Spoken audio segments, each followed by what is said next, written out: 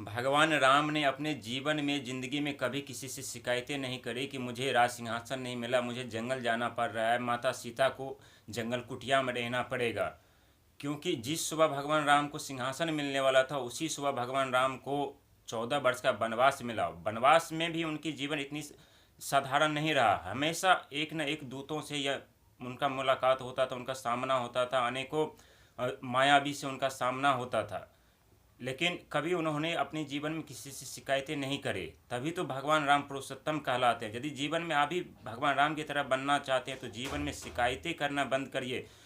परिस्थिति कैसे भी हो उसे प्रणाम करिए, स्वीकार करिए यदि जीवन में सफलता चाहते हैं तो। क्योंकि वही परिस्थिति जो होता है, वही दुख तकलीफ होता है, हमें हमारे जीवन में आगे बढ़ने में मदद करता है। क्योंकि जब तक हमारे जीवन में दुख तकलीफ नहीं आता है हम वास्तविक ज़िंदगी को नहीं पहचान पाते और जो चीज़ हमें चाहिए होता है उससे के बारे में हम नहीं सोच पाते। लेकिन जब हमारे जीवन में दुख तकलीफ समस्या खड़ी होती है और जब हम उस दुख तकलीफ समस्या से लड़ते हैं तो अनेकों चीज़ हमें सीखने को मिलता है, अनेकों चीज़ हमें पाने को मिलता है। तब जा कर के अपने जीवन में वास्तविक जीवन हम जान पाते हैं कि आखिर हमारा उद्देश्य क्या है, हमें धरती पर भगवान ने जो भेजा है किस उद्देश्य से भेजा है, आखिर हमारा लक्ष्य क्या है।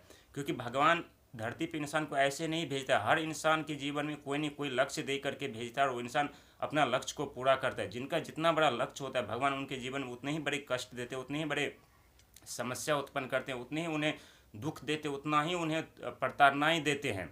तो जीवन में परिस्थिति कैसी भी हो हर परिस्थिति को स्वीकार करिए, उन्हें प्रणाम करिए कि हमारे जीवन में खराब परिस्थिति हमेशा कुछ न कुछ बनी रहे ताकि अपने जीवन में उन चीज़ों के बारे में हम जान सके, परख सके जिनके लिए भगवान ने मुझे उस धरती पे भेजा है। हमारा उद्देश्य को हम अपने उद्देश्य को पूरा कर सके। आखिर भगवान ने हमारा उद्देश्य किस उद्देश्य से मुझे भेजा है, भगवान हमसे क्या कराना चाहते हैं, भगवान हमें क्यों धरती पे भेजा है।